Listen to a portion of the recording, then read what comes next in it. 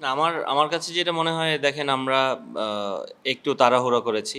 আমাদের পাওয়ার প্লেটা আমাদের চমৎকার ছিল। আমরা 52 করেছি ৬ ওভারে। কিন্তু ওইখান থেকে আমাদের ক্যারি করতে পারিনি। সো মানে প্রত্যেক ওভারে কিংবা ২ ওভার পর, পর একটা করে উইকেট ফল করছিল। সো ওইখানে আমরা একটু আমার মনে হয় আমরা একটু তাড়াহুড়া করেছি। আমরা অতিরিক্ত বাউন্ডারিতে গেছি। যেখানে আমরা যদি একটু একটা পার্টনারশিপ বিল্ড করতে পারতাম ৩০-৩৫ রান ইভেন ৪০ রানের একটা পার্টনারশিপ যদি হতো। কারণ উইকেটটা দেখে যেটা আমরা বুঝেছিলাম যে এই উইকেটটা ২০০ রানের উইকেট হয়তো বা না। কিন্তু যেহেতু পাওয়ার প্লেটাও ভালো শুরু হয়েছিল, সো ওইখান থেকেই আমার মনে হয় ব্যাটসম্যানরা একটু ওইখানে ক্যারিড অ্যাওয়ে হয়ে গেছে যে আ মারলেই লাগছে। কিন্তু সব বল লাগবে না। বাতাসের একটা ফ্যাক্টর ছিল। ইমন যেটা আউট হয়েছে ওইটা হয়তোবা বাতাসের ফ্যাক্টর না হলে এটা অনেক বড় ৬ হতো, যেটা মাঠে রয়ে গেছে বলটা। সো ওই জায়গাটায় আমরা একটা মানে একটু ব্যাকফুটে গিয়েছিলাম। আমরা ৭ থেকে ১৫ এর মধ্যে আমাদের ৩ টা উইকেট পড়েছে। যেখানে আমাদের খেলাটা বানানো দরকার ছিল। ওইখানে একটা পার্টনারশিপ। সো ওই জায়গাটায় আমরা একটা ওভার কম খেলেছি। সো আপনি দেখেন যেইভাবে আমরা বোলিং করেছি ওদেরকে পাওয়ার প্লেতে ওদের ২ উইকেট পড়েছে, ৪৭ রান করেছিল। সো আমরা যেভাবে বোলিং করেছি আমাদের স্কোর বোর্ডে যদি আরও ৩০-৩৫টা রান থাকতো তাহলে এতটা সহজ হতো না অস্ট্রেলিয়ার জন্য। না, উইকেটটা ভালো ছিল। একদম যে খারাপ ছিল তা আমি বলব না। কোনো আনইভেন কোনো কিছু দেখা যায়নি। তবে হ্যাঁ, একটু যেহেতু দিনের আলোতে খেলা হচ্ছে, মানে উইকেটে একটু তো ধরেন বল একটু স্লো সাইডে থাকতেই পারে। কারণ লাইটের নিচে খেলা হলে একটু বল স্কিড করে। ওই ফ্যাক্টরটা হয়তোবা ছিল না। সো উইকেটটা একটু স্লো সাইডে হয়তোবা ছিল। না, ওরা যেভাবে ট্র্যাপ করেছে আমরা ওদের ট্র্যাপে পা দিয়েছি। আমার কাছে যেটা মনে হয়েছে। কারণ ওরা চাচ্ছিল যে আমরা বড় শট খেলতে যে একটা মিস্টেক যদি মিস টাইমিং হয় এবং ওইটাই হয়েছে আমাদের। এবং আমরা অতিরিক্ত মানে বাউন্ডারির উপরে ডিপেন্ড করেছি। সেখানে যদি আমরা একটু ইনিংসটা বিল্ড আপ করতে পারতাম, আমার মনে হয় আমার সাথে আমাদের ব্যাটসম্যানরাও একমত হবে যে আমরা অতিরিক্ত বাউন্ডারির জন্য ছিলাম যে সব বলেই ৪-৬ মারবো কিংবা আমরা ওইখানে একটু যদি আমরা সেন্সিবল ব্যাটিং করে আসতে পারতাম যে একটা ছোট্ট একটা পার্টনারশিপ, একটা ব্যাক টু ব্যাক উইকেট পড়ে গেছে, তারপরে আমি যদি ছোট্ট একটা ২০-২৫ রান ৩০ রানের পার্টনারশিপ হতো, আমার মনে হয় সিনারিটা একটু চেঞ্জ হতো। না, দেখেন আপনি জানার পরেও একটা ব্যাপার হয় যে আপনি আপনার পার্টনাররা যখন ভালো মারছে, উইকেটে যখন বল আসছে, তখন আপনার ডিসিশন আপনি চেঞ্জ করতে পারেন যে উইকেটটা হয়তোবা এইরকম থাকবে।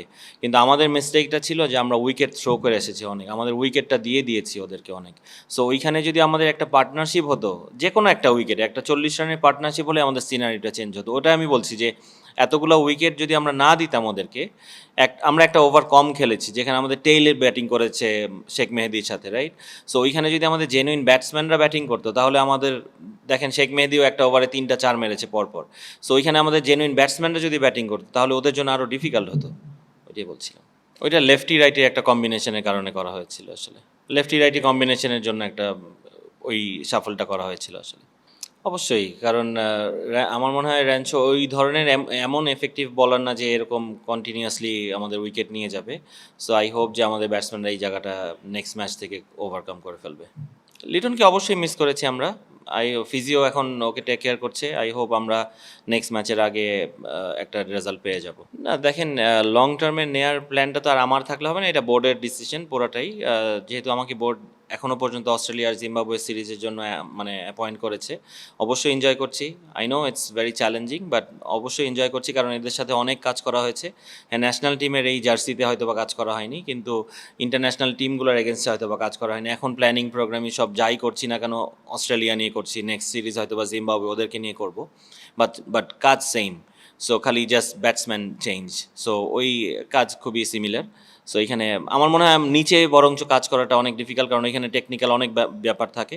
এখানে মোটিভেট করা, এখানে স্ট্র্যাটেজি করা, প্ল্যানিং করা, প্লেয়ারদেরকে কিভাবে খুব ভালো একটা মাইন্ড রাখা যায়, খুব একটা ভালো জোনে রাখা যায়, ওই জিনিসগুলাই করা হয় আসলে এখানে। দেখেন এটা অবশ্যই ভালো লাগে। বাংলাদেশে আমরা সবসময় স্ট্রাগল করেছি ফাস্ট বোলিংয়ে এবং আপনারাও সবাই জানেন যে কেন আমরা স্ট্রাগল করেছি। আমাদের উইকেট একদমই পারমিট করতো না আমাদের বলারদেরকে।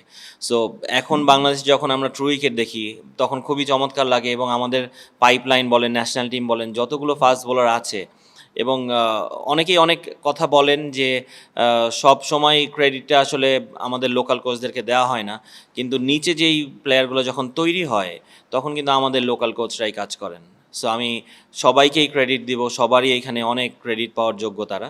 সো আমি কাউকে ছোট করব না, কারণ কোচিং হয়তো বা হ্যাঁ আমাদের কোচদেরকে অনেক এডুকেশন প্রোগ্রাম হয় না, কিন্তু সবাই নিজের চেষ্টায় অনেক চেষ্টা করে ভালো কিছু করার। এবং আমরা এখন কিন্তু দেখতে পাচ্ছি, আমরা যারা ফাস্ট বোলার নিয়ে কাজ করি, ইভেন আমাদের ব্যাটসম্যানদেরও এবং আমাদের ফিল্ডিংয়েও আপনি দেখেন অনেক ইমপ্রুভমেন্ট আমাদের কিন্তু আছে।